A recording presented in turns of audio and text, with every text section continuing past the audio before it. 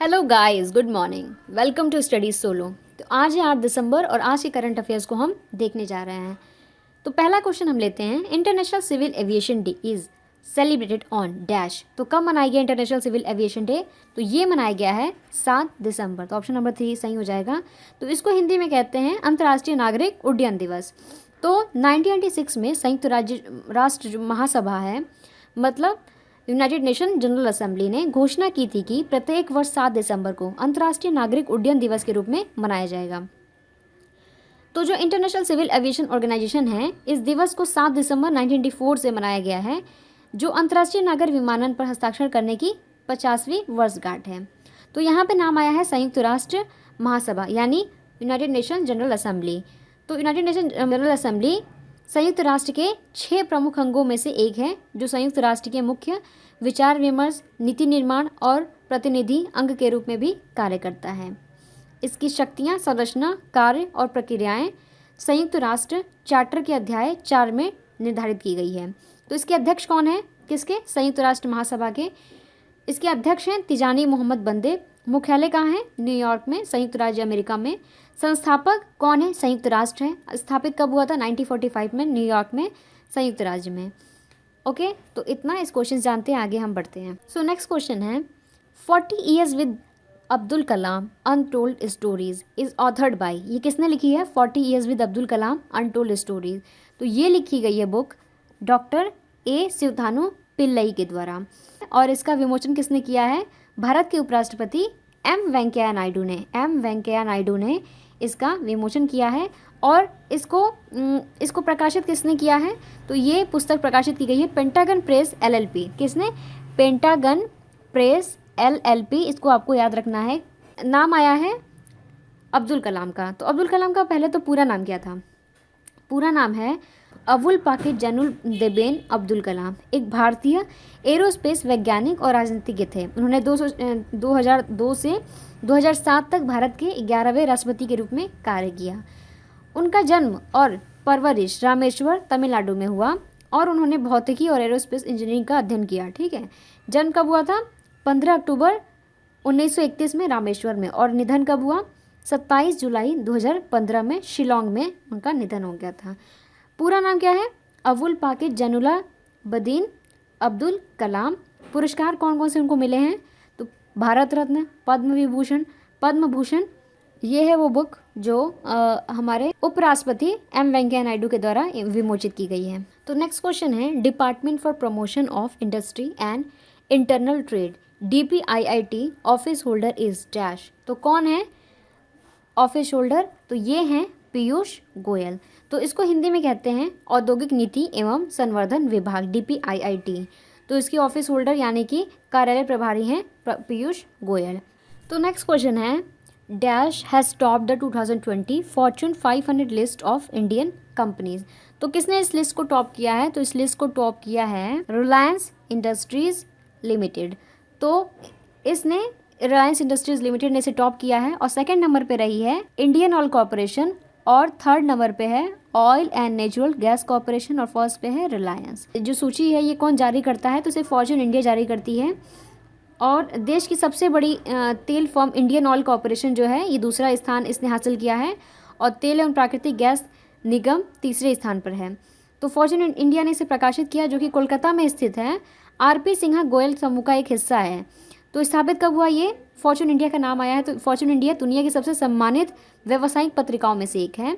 स्थापित कब हुई थी? 1970 में। और मूल संगठन कौन है? RP Sanjeev Goenka group private limited.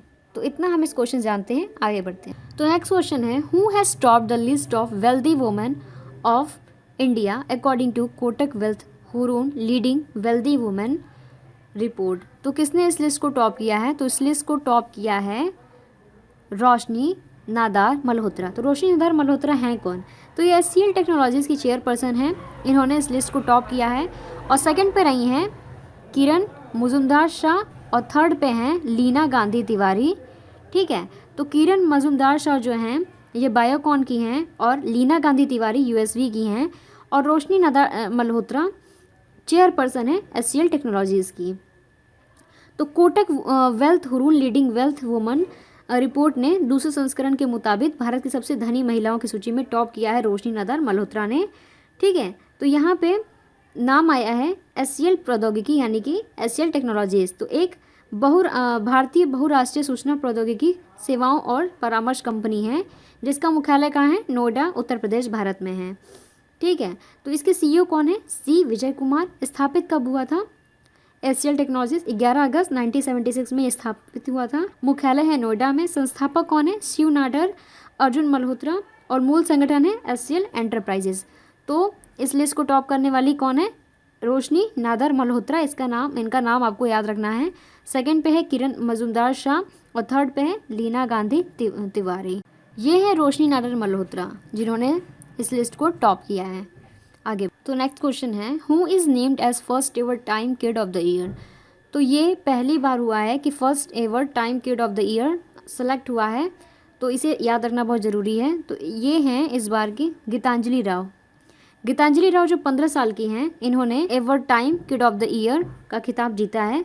ये अमेरिकी युवा वैज्ञानिक और आविष्कारक गीतांजलि राव को प्रतिष्ठित टाइम मैगजीन ने पहली बार किड ऑफ द ईयर नामित किया है। ठीक है, यह पहला मौका है जब टाइम मैगजीन ने किड ऑफ द ईयर का अवार्ड लॉन्च किया है। 15 वर्षीय गीतांजलि राव को एस्टोनिशिंग वर्क के लिए किया, जैसे दूषित पेयजल से लेकर ओपियोइड की लत और साइबर बुलिंग तक के मुद्दों से निपटने के लिए प्रौद्योगिकी का यानी कि टेक्नोलॉजी का उपयोग करते हुए 5000 से अधिक प्रत्याशियों में से चुना गया है। ठीक है, तो टाइम मैगजीन का नाम आया, तो टाइम मैगजीन के बारे में जान लेते हैं कि एक अमेरिकी वीकली न्यूज़पेपर है और समाचार वेबसाइट है जो न्यूयॉर्क शहर में प्रकाशित और आधारित है। इसमें पहली बार 3 मार्च 1923 को न्यूयॉर्क शहर में प्रकाशित किया गया था और कई वर्षों तक इसे इसके प्रभावशाली सह संस्थापक हेनरी लूज द्वारा चलाया गया था। ठीक है, तो देश संयुक्त राज्य अमेरिका है जहाँ पे ये है और संपादक कौन है, एडवर्ड फेल्सेंथल।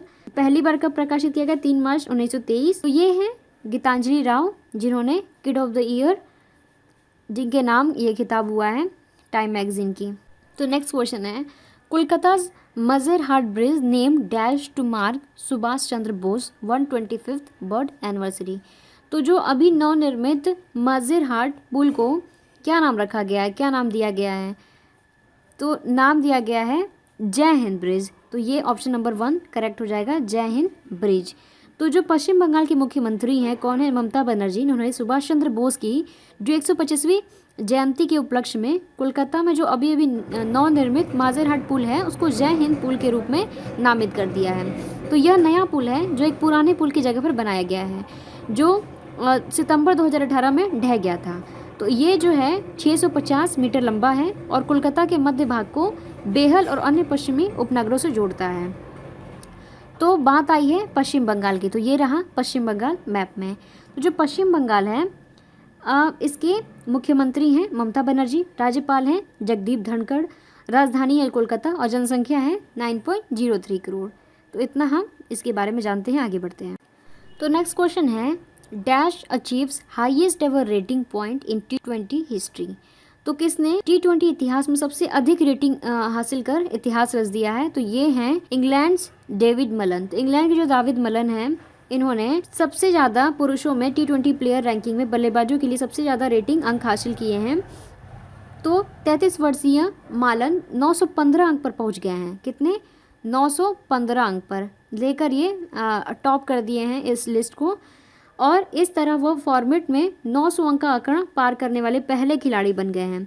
उनसे पहले ऑस्ट्रेलिया के एरोन फिंच जुलाई 2018 में ठीक 900 अंक तक पहुंच गए थे। ठीक है, तो इसमें फर्स्ट पे तो ये हैं दाविद मलन और विराट कोहली हैं 9th रैंक पे पहुंच गए हैं। और सेकंड पे हैं पाकिस्तान के हैं एक खिलाड़ी बाबर आजम जो कि 871 अंक से सेकंड स्थान पर हैं। और एरोन फिंच जो ऑस्ट्रेलिया के हैं 835 अंक से थर्ड स्थान पर पहुंच गए हैं। भारत के जो केएल राहुल हैं वो चौथे स्थान पर हैं, जबकि विराट कोहली सूची में 9वें स्थान पर आ गए हैं। तो एक बार फिर से, पहले पे हैं दाविद मलन, सेकंड पे हैं पाकिस्तान के बाबर आजम जिनका अंक है 871, थर्ड पे हैं ऑस्ट्रेलिया के एरोन फिंच जिनका अंक है 835, फोर्थ पे हैं केएल राहुल और जबकि विराट कोहली इस सूची में 9वें स्थान पर आ गए हैं। तो ये रहे दाविद मलन। तो यहाँ पे बात आई है इंटरनेशनल क्रिकेट काउंसिल की, आईसीसी की। तो आईसीसी जो क्रिकेट इंटरनेशनल क्रिकेट काउंसिल है, इसके अध्यक्ष हैं अभी अभी बने ग्रेग बार्कले, और इसके सीईओ हैं मनु साहनी। स्थापना कब हुई थी? 15 जून 1990 में। और इसका मोटो क्या है? Cricket for good. आईसीसी का मोटो है क्रिकेट फॉर गुड। और मुख्यालय कहाँ है? दुबई, संयुक्त अरब अमीरात में। ठीक है, तो आगे बढ़ते हैं। तो नेक्स्ट क्वेश्चन है, former PM of dash Zafarullah Jamali passes away at 76। तो जफारुल्लाह जमाली जिनका अभी अभी निधन हो गया है, ये कहाँ के पूर्व प्राइम मिनिस्टर रह चुके हैं? तो ये रह चुके हैं पाकिस्तान के पूर्व मुख्यमंत्री। तो जो पाकिस्तान के 15वें मुख्यमंत्री जफारुल्लाह खान जमाली का निधन हो गया है। उन्होंने नवंबर 2002 से जून 2004 तक प्रधानमंत्री के रूप में कार्य किया था। जमाली ने देश की सेवा तब की थी जब पूर्व सैन्य तानाशाह परवेज़ मुशर्रफ देश के राष्ट्रपति थे। उस समय राष्ट्रपति थे परवेज़ मुशर्रफ। तब ये मुख्यमंत्री बने थे 2002 से 2004 तक इनका कार्यकाल रहा था। ठीक है, तो यहाँ पे ये हैं जफरुल्लाह खान जमाली। तो नाम आया है पाकिस्तान का। तो पाकिस्तान की राजधानी है इस्लामाबाद। राष्ट्रपति हैं आरिफ अलवी। प्राइम मिनिस्टर तो आप जानते ही होंगे इमरान खान, जो कि पूर्व क्रिकेटर भी रह चुके हैं। मुद्रा है पाकिस्तानी रुपया। जनसंख्या है 21.22 करोड़ 2018 के आंकड़ों के मुताबिक। तो गाइस, कल मैंने एक क्वेश्चन पूछा था कि minister for petroleum and natural gas ये कौन है? तो ये हैं धर्मेंद्र प्रधान। तो आज का क्वेश्चन है, हु इज़ लोकसभा स्पीकर? तो इसका जवाब आपको कमेंट्स में देना है। कल मैं इसका जवाब अपने वीडियो में लेकर आऊँगी। Thanks for watching guys. अगर ये वीडियो थोड़ी सी भी हेल्पफुल रही है तो please like, share and subscribe to study solo. Have a great day. Thank you so much.